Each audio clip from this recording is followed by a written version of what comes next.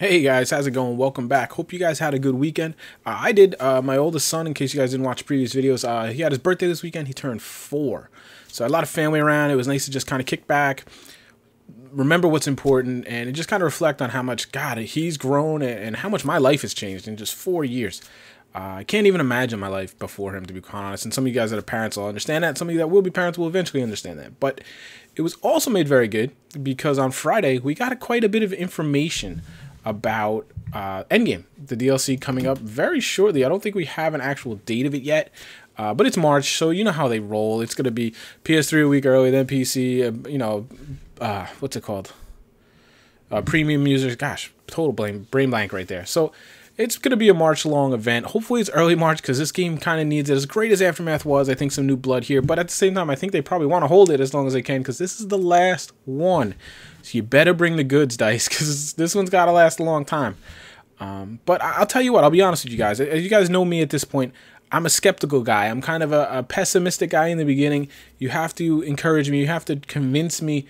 And they're doing that. This information, I liked it. It made me excited. I am excited for Endgame.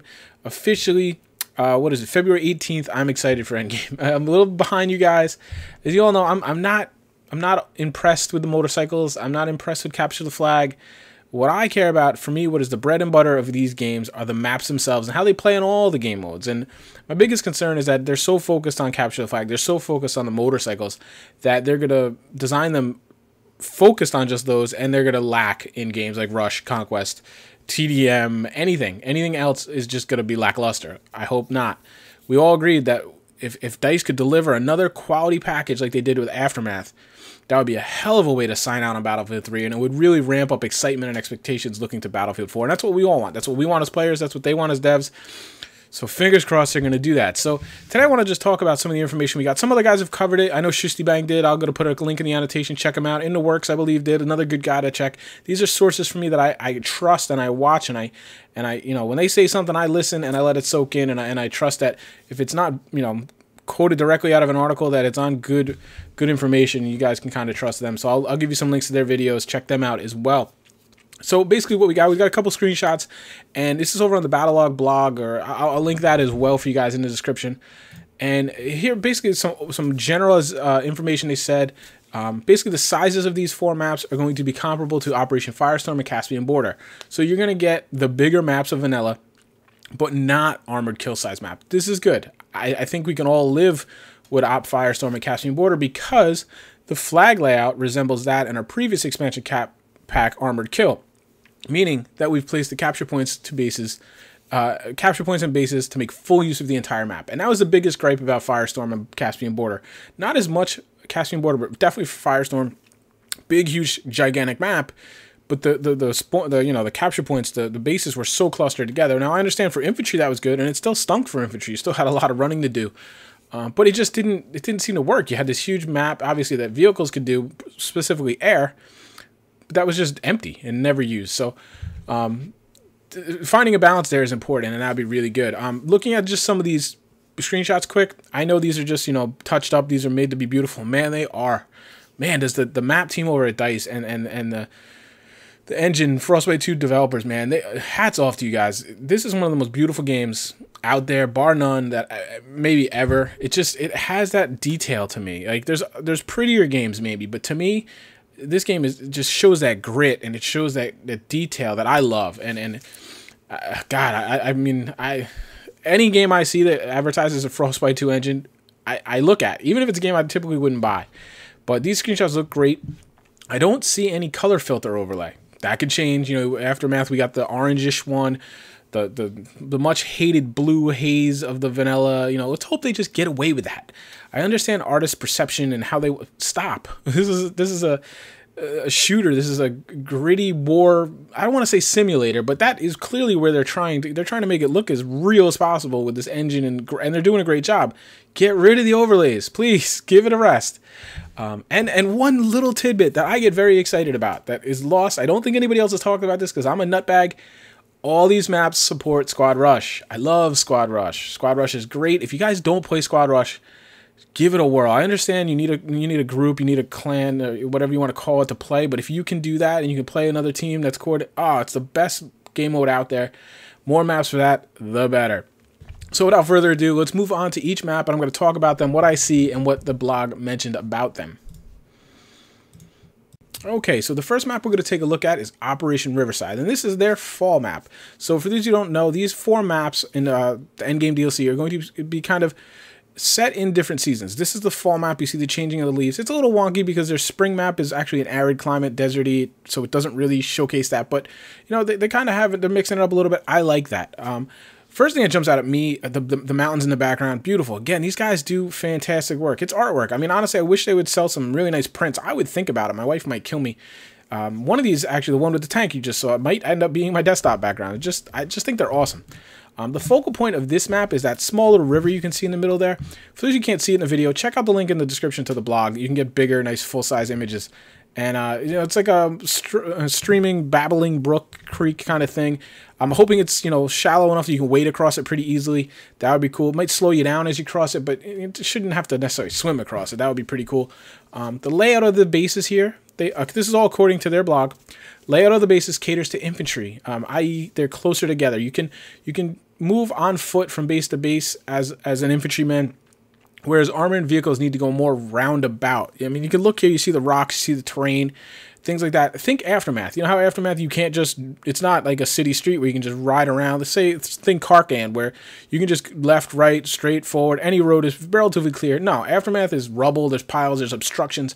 Tanks can't go down every street. I think that's going to kind of be what they're talking about here. There's going to be circular routes, which is good. I think that works. Armor, vehicles in support of infantry. The infantry has to be the focus. Not just because I'm an infantry guy. I just think that that is how this game works best, balance-wise. The tanks, if they're used properly in support, and then supported by infantry as well, can dominate. But I just don't want to see one solo tanker running around just clearing everybody out, not able to get taken out because he has so many escape routes. These types of things. Slower, more tactical is where I favor. I think that's what they're going for here. Quote unquote, generally speaking, an infantry-friendly landscape. Of course, they're going to have motorcycle jumps all over the place. This is the one you saw, all the motorcycle jumps. I'm not going to talk about the motorcycles and stuff that much because that's been talked to death already. So I'm focusing on an infantry-minded approach to these maps. So again, it seems like plenty of cover, a lot of rock outcroppings, some roads. I'm liking the look of this. It's an infantry-friendly landscape. This one sounds like it's going to be for me. I'm excited to check it out. Okay, and the next map we're going to take a look at is Nebandan Flats. I hope I'm saying that right. I'm not exactly sure. We haven't officially heard from Dice yet on that. This one is set in the spring season, which is a little crazy because this is an arid desert climate. You're not going to really notice it as much, but I think there are some like crops, like wheat crops, things like that we saw in the Capture the Flag video. So maybe there is a little variance in kind of the environment here, but this looks more deserty. And this also looks like where the, at least the main video we saw of air superiority is going to take place. You see the turbines there. So this is going to be, and it jumps out to me, this is going to be your vehicle map. This is going to be your air map. This is going to be your vehicle and air showcase map. The center of this map is a warehouse. The warehouse, it just looks like a shipping warehouse, but beneath the surface, they say beneath the surface, it is a weapons depot. So I don't know, I'm probably reading too much into that, but we don't have any inside scratch. But I'm just wondering if there's like a little bit of an underground bunker here where we can get some CQB going on. I don't know. It's a weapons depot. It could just be, you know, crates of weapons in the warehouse. Who knows? But that's the strategic reason why you're fighting on this map. You know, they're giving you a little background info. Again, this one looks much more open. You see some rocks in the fields, which are a little weird.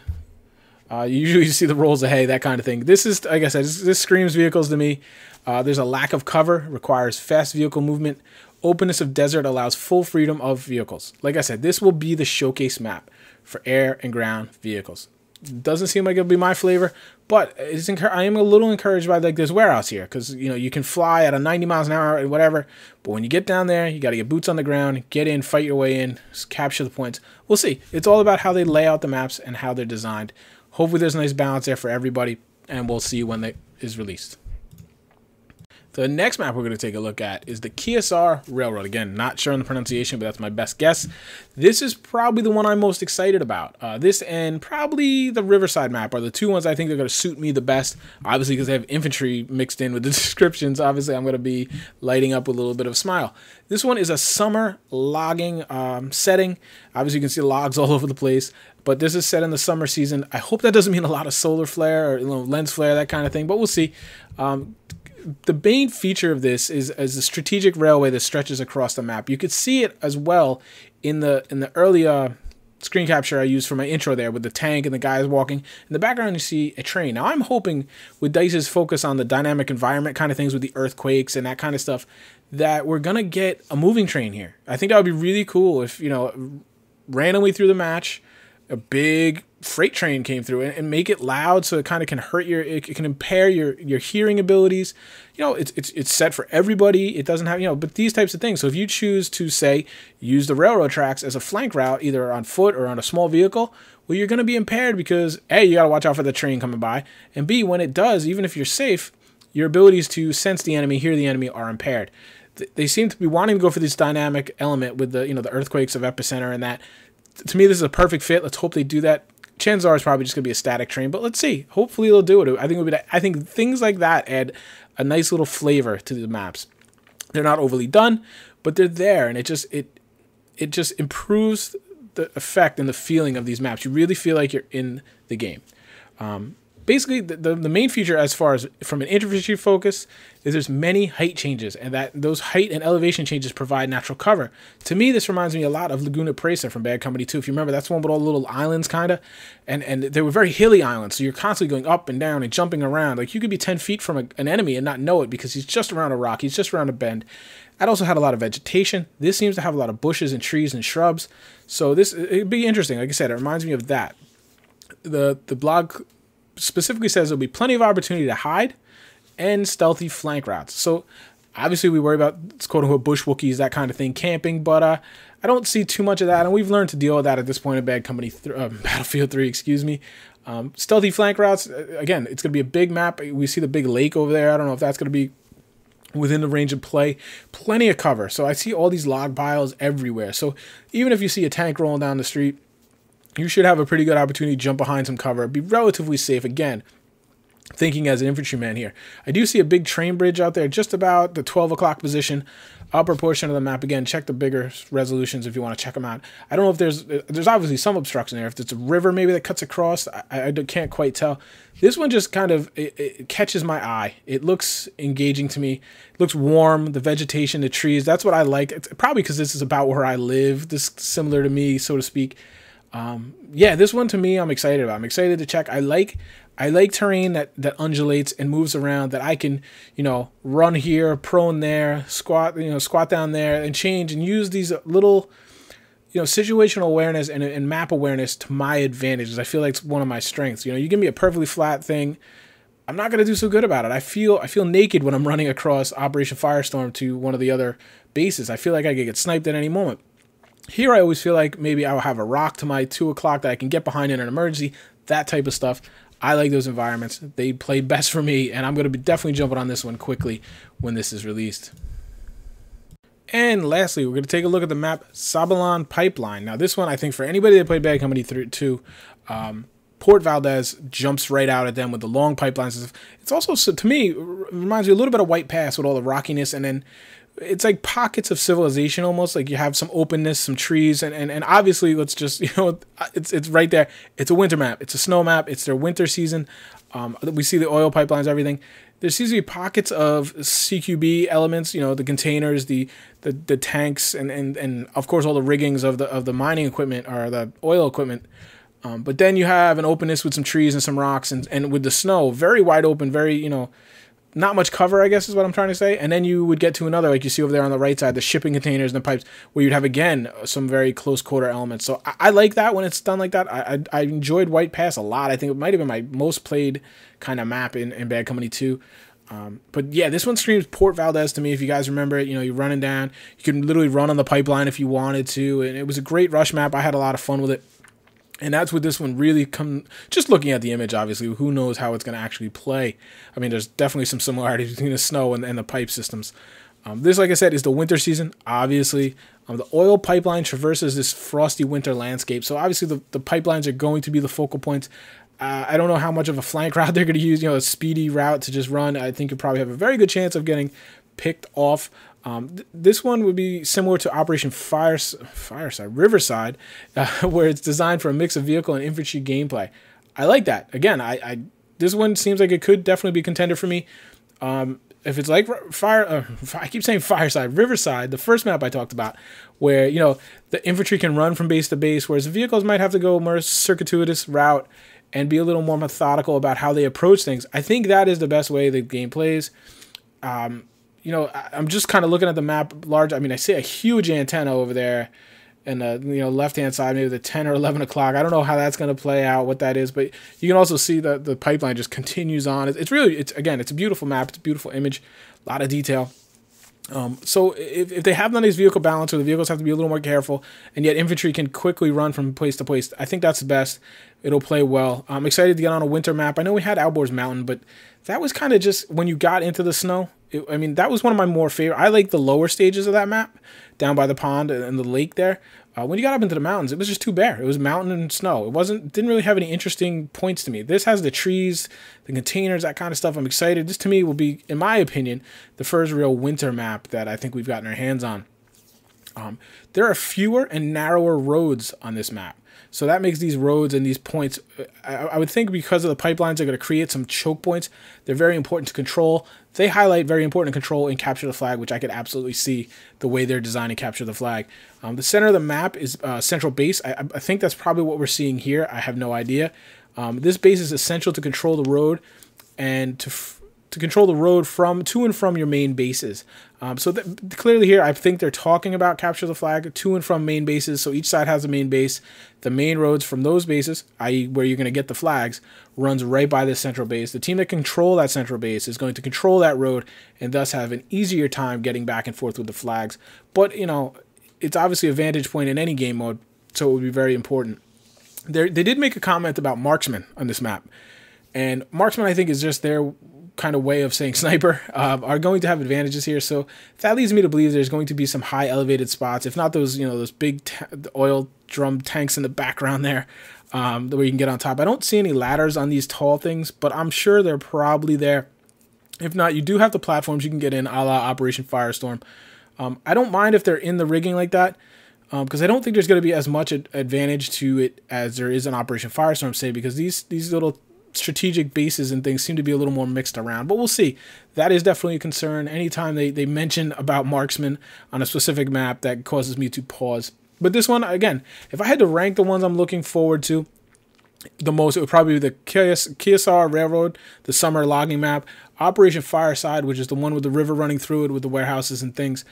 This one, Savalan Pipeline, number 3, and then the last one would be Nebandan Flats, which we all know just isn't my flavor. Vehicle, wide open, it's not mine. Operation Firestorm is probably my least favorite map on vanilla. That one really kind of speaks to me as far as that type of a map. Nothing wrong with it. I have no problem with them doing this, where they switch the maps and they kind of balance it out. There's a vehicle map, there's an infantry map, there's a mixed map. That's how I think, looking back in hindsight, they should have done it all along. Give a little bit for everyone in each DLC, and this way you can kind of appease everyone. Like I said, guys, otherwise I'm actually pretty stoked about in-game. These maps look beautiful, but then again, every DICE product at this point for Battlefield 3 looks beautiful. I give them credit on that.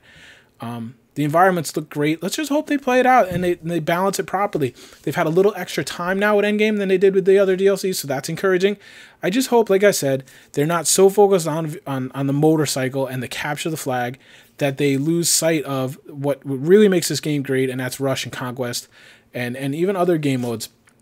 And just general balancing. Let's just make sure it balances right and it plays right for whatever role you choose, and that there's a calling for each class. That's also important. So there you go, guys. That catches you up just on everything I saw right before the weekend. I hope you guys are getting excited for Endgame. I am too. Hopefully it's right around the corner and we'll see it early March.